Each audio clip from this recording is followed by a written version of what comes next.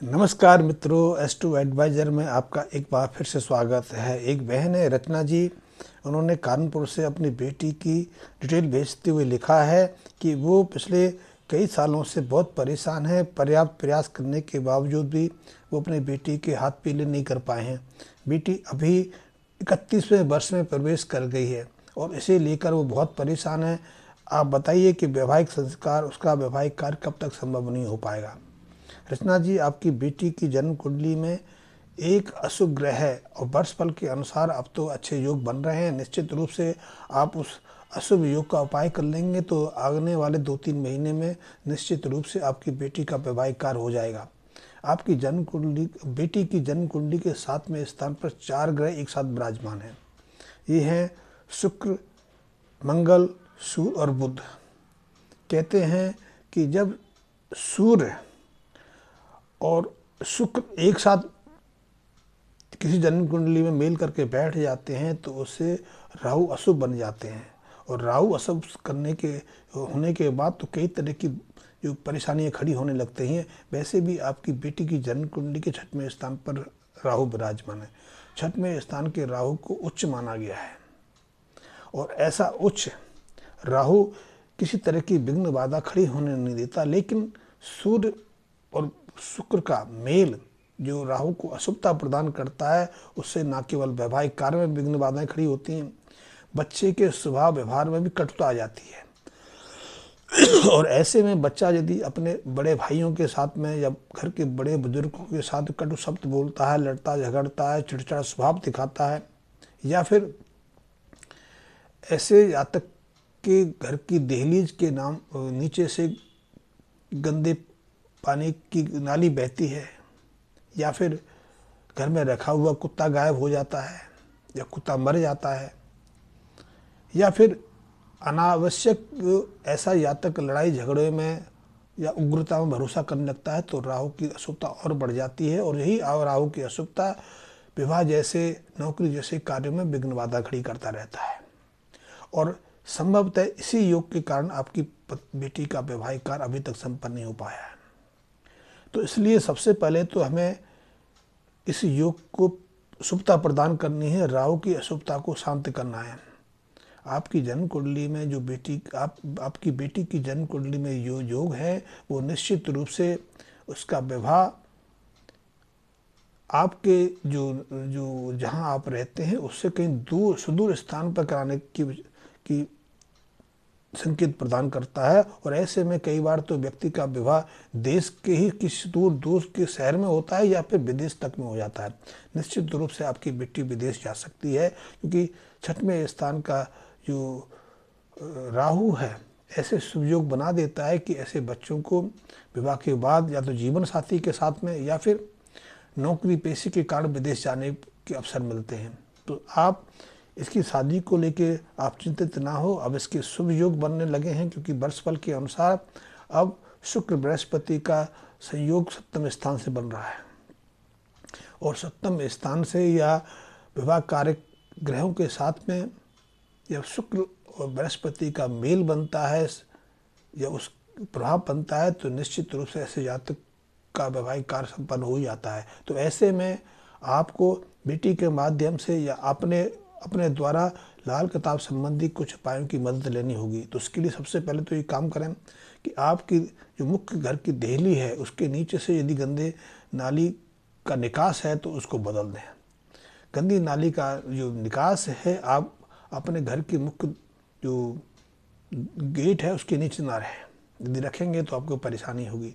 दूसरी चीज़, आप अपने घर में कोई भी अनावश्यक व्यर्थ चीज़ों का संग्रह ना करें। घर की सफाई करते रहें और जिस पलंग पर आपकी बेटी शयन करती है उस पलंग की सफाई तो विशेष ध्यान रखें, क्योंकि आप उसकी सफाई नहीं रखेंगे तो फिर राहु की अशुभता बढ़ती चली जाएगी। तीसरा, आप हर शनिवार को बेटी के माध्यम से या आप स्वयं एक पूजा वाला नारियल और थोड़े से बादाम लेकर शनि के मंदिर या किसी भी मंदिर में देते रहें और ऐसा निरंतर 43 शनिवार करें। इससे राहु की जो अशुभता है, जो राहु का दुष्प्रभाव जातक को मिल रहा है उससे उसको मुक्ति मिलेगी। इसके अलावा एक कांच की काले रंग की गोली लें और इस काली गोली को बेटी के पर्स में रख दें या फिर सिक्के की गोली बनवा के उसकी पर्स में रख दें, जिसे वो हमेशा अपने साथ रखे।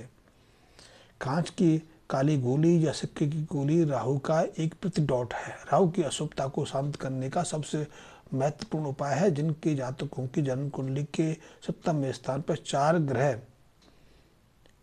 स्थापित हो जाते हैं, जिसमें सूर्य, शुक्र, मंगल और बुध। यहाँ मंगल की अशुभता भी है क्योंकि मंगल शुक्र के साथ में कभी कभी ऐसे प्रबल अशुभ योग बना देता है कि वैवाहिक संबंधों में रुकावट आती रहती है।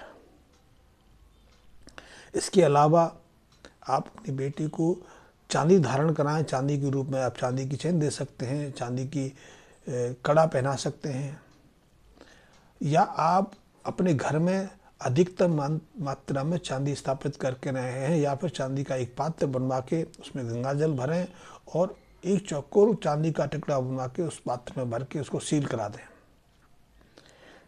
इस गंगा जल युक्त पात्र को आपने घर की डाइनिंग रूम में, या फिर सबसे अच्छा तो ये है कि जिस अलमारी में आप धन रखते हैं, वस्त्र रखते हैं, या बेटी के वस्त्र जहाँ रखे जाते हैं, कपड़े रखे जाते हैं, उसमें स्थापित करें और उसकी रखवाली करें कि उसको अशुद्ध हाथ ना लगे। क्योंकि चांदी, गंगा जल, चौकोर टुकड़ा राहु की अशुभता को समाप्त करने का सबसे बड़ा हल है। आप ये कराएं। इसके अलावा आप अपने द्वारा नियमित रूप से गाय की सेवा करते रहें, कुत्तों को कुछ ना कुछ खाने को देते रहें, और कौओं को खास करके जब आप या आपका पति या आपकी बेटी भोजन करने बैठे तो अपनी थाली से गऊ ग्रास, कुत्ते का ग्रास और कौओं का कुछ ना कुछ खाने का अंश निकाल के उनको खिलाएं। क्योंकि जब गाय, कौआ और कुत्ते का आपको आशीर्वाद मिलेगा, उनका सहयोग मिलेगा, तो ऐसे जो विघ्न बाधाएं, जो ऐसे रुकावटें हैं, आपकी और आपकी बेटी की कुंडली से निकल जाएंगी। इसके अलावा क्योंकि इसकी जन्म कुंडली में एक अशुभता भी है कि 7वें स्थान पर 4 ग्रहों का मेल है, तो ऐसे में जब भी इसका वैवाहिक कार्य संपन्न करें तो इसके पिता यानी कि आपके पति चांदी की एक छोटी सी ईंट बनवा के चांदी का